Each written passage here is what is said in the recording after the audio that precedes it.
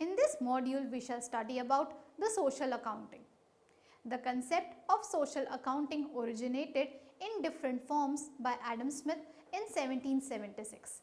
Later on, Karl Marx and Engels also expressed their views about social cost in 1844.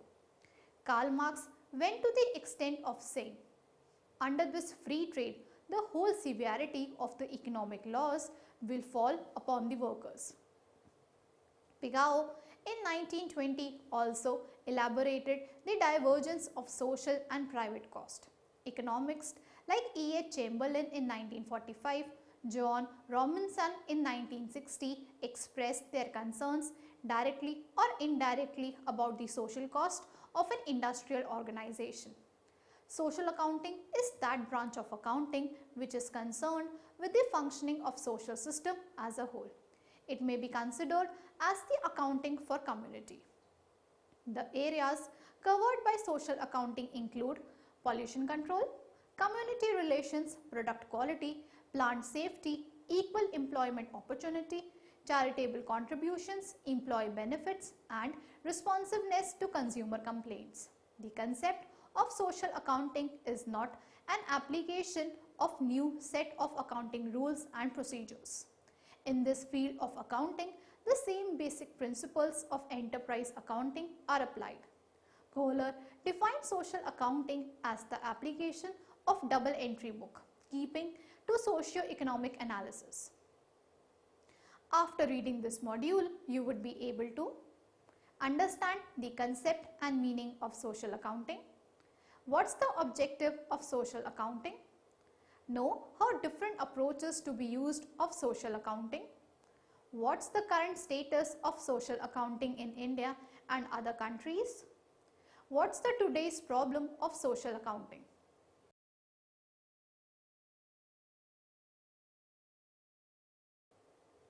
Let us discuss about the difference between social accounting and conventional accounting. First, in conventional accounting, measurement of economic consequences in terms of money is the primary function, but social accounting seeks to determine important variables of social consequences in terms of socio-economic non-monetary effects along with economic consequences. Second, the function of social accounting is to measure and disclose the cost and benefits to society, whereas in case of conventional accounting, the main function is to measure and disclose the cost and benefits of a particular company. Third, social accounting is concerned with the development of measurement system to monitor social performance, but conventional accounting is concerned with development of measurement system to monitor economic performance of a company.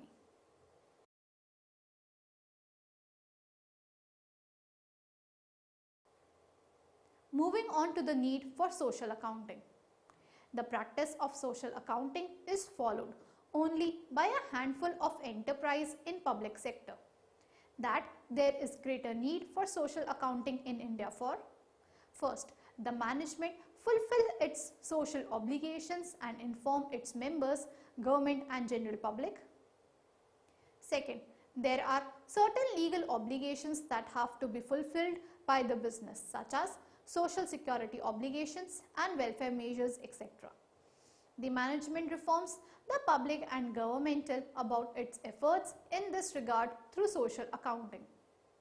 Third, management gets a feedback on its efforts and policies aimed at welfare of the society. Fourth, social accounting is also necessary from the viewpoint of public interest group, social organization, investors and government bodies. Fifth, through social accounting, the company proves itself that it is not socially unethical in view of moral, cultural and environment degradation.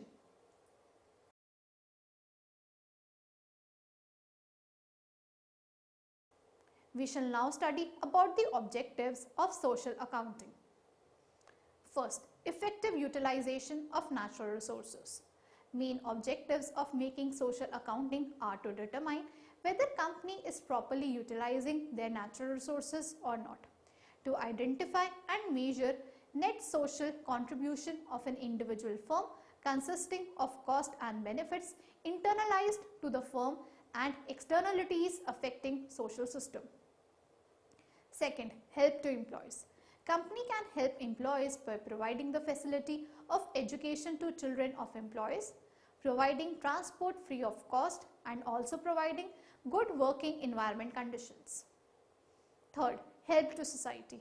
To help determine whether individual firm strategies and practices which directly affect the relative resource and power status of individuals, social segments, generations consistent with widely shared social priorities on one hand and individual aspirations on the other hand. Because companies, factories spread the pollution in natural society, which is very harmful for society. So, enterprise can help to society by planting the trees, establishing new parks near factory area, and also opening new hospitals. Fourth, help to consumer. If a company provides goods to consumers at lower rate and with high quality, also benefits the society. To provide optimal information to all the constituents of the society to enable them to make decisions regarding allocation of the social resource, where optimally implies cost benefit effective reporting strategy, which also optimally balances potential information conflicts among the various constituents of a firm. Fifth, help to investor. Company can help to investor by providing transparent accounting information to investors. Firm strategies and practices that directly affect relative resource can be determined because of many objectives are related to safeguarding of natural resources. So, this accounting is also known as social and environmental accounting, corporate social reporting, corporate social responsibility reporting, non-financial reporting, sustainability accounting.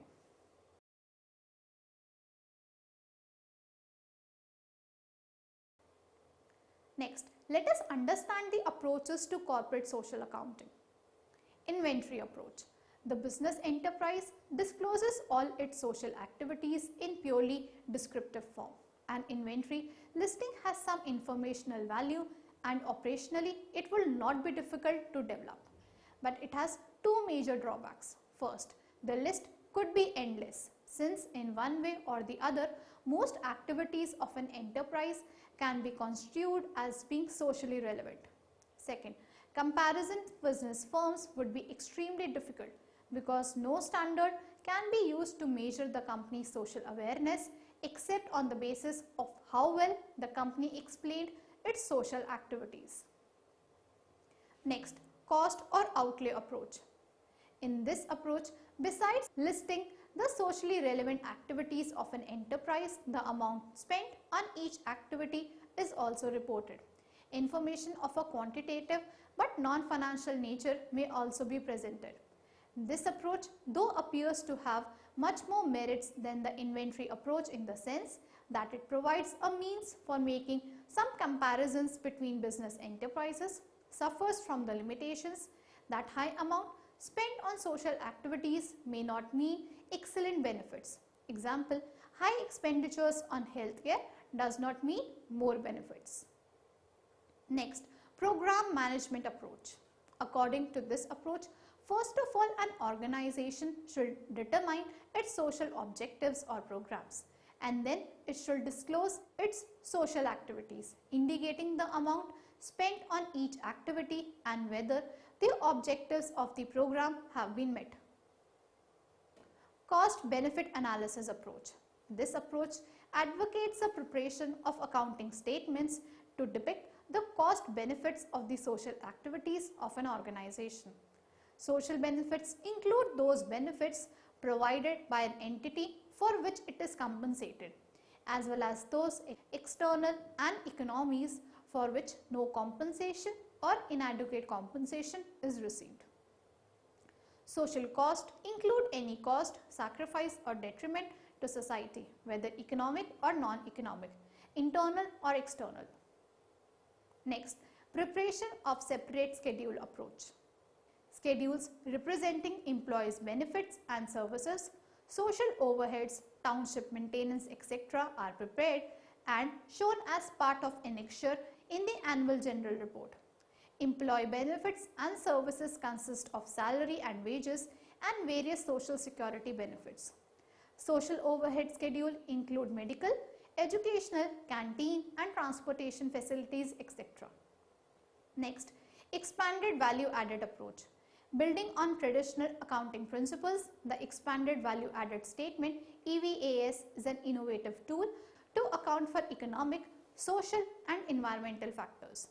It provides a way to account for traditionally non-monetized factors such as volunteer hours to provide a better picture of social value creation. Other approaches: mention of social activities undertaken by an enterprise in chairman's speech, director's report or auditor's report.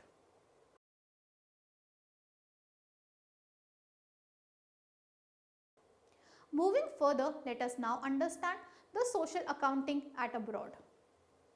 The concept of social accounting and reporting gained prominence and momentum as a result of high level of industrialization that has necessitated corporate sector investment substantial amount in social activities with the sole aim of nullifying the evil consequences of industrialization.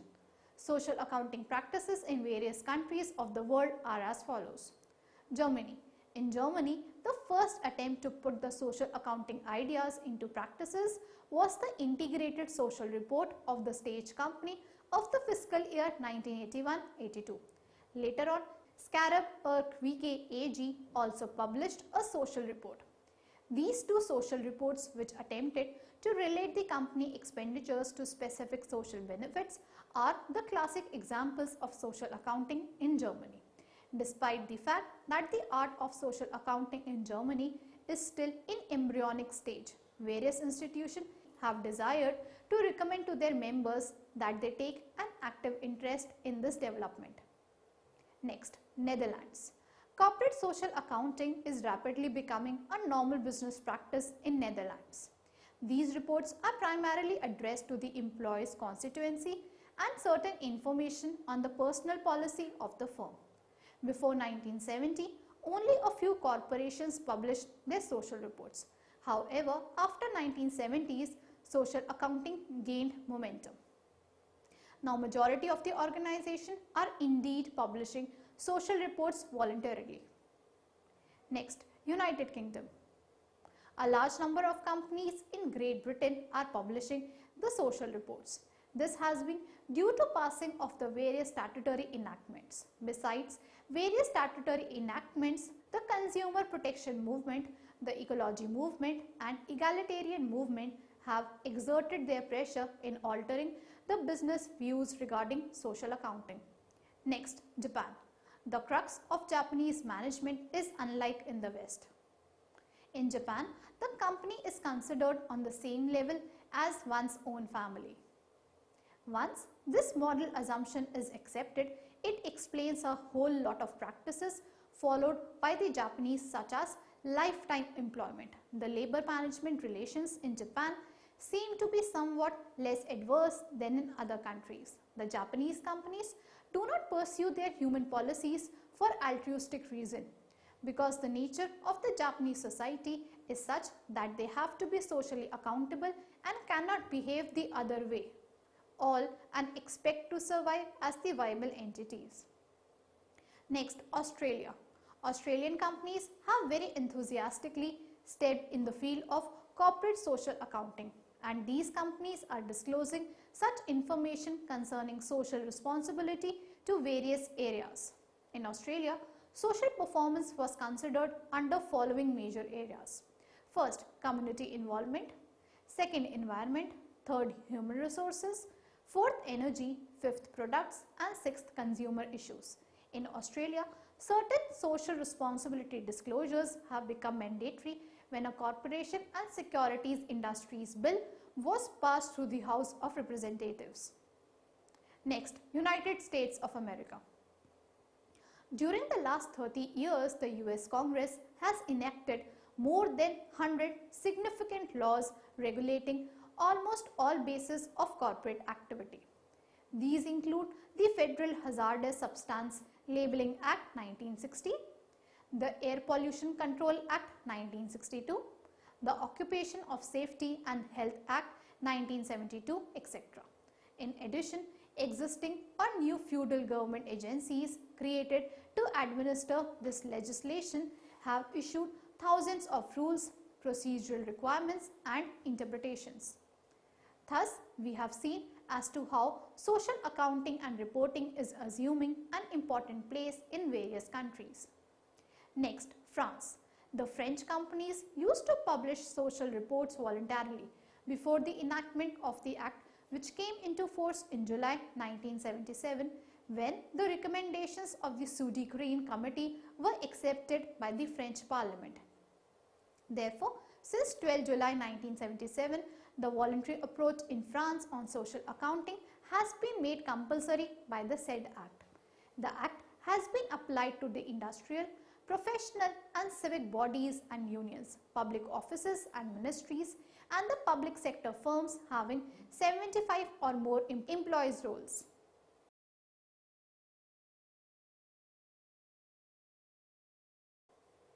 Let us now learn about social accounting in India. The Sachar Committee in its report in 1978 recognized the need for social disclosures. It has observed that the acceptance of the concept of social responsibility must be reflected in the information and disclosures that the company makes available for the benefit of the shareholders, creditors, workers and the community. It recommended that a provision may be made in the Companies Act that every company along with director's report shall also give a social report which will indicate and quantify in as precise and clear terms as possible activities relating to social responsibility which have been carried out by the company in the previous year.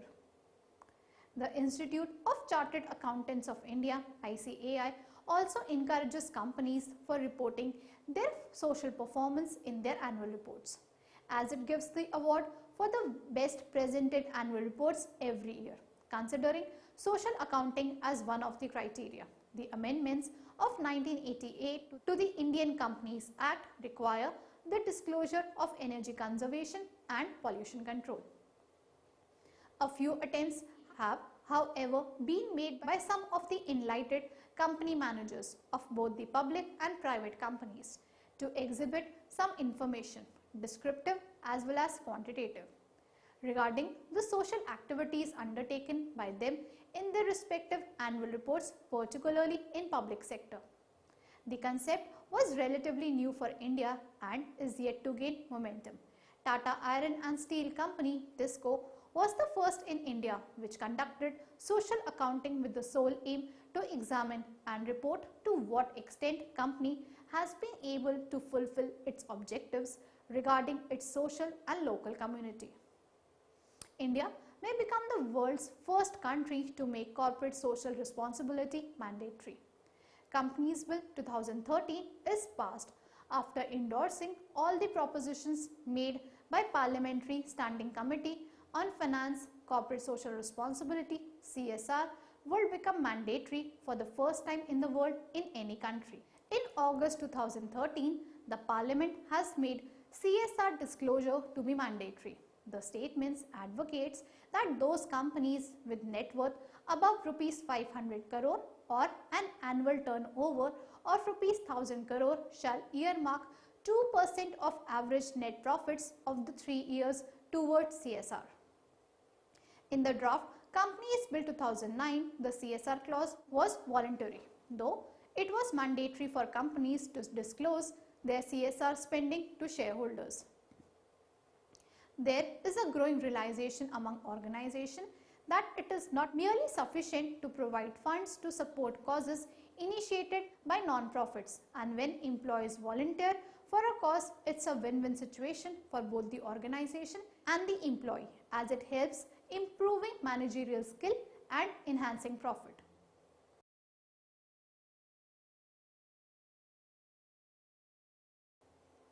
Next, moving on to limitation of social accounting. First, not specified type of report including financial and non-financial. Second, not specified amount of presented information. How much information is enough? Third, not specified a clear criteria and indicators to compare the companies with each other. Fourth, lower quality of available reports and social reports because absence of law. Fifth, separation of social cost and economic cost. Sixth, disability of the providers of these reports to establish a relationship between social cost and benefits obtained from it.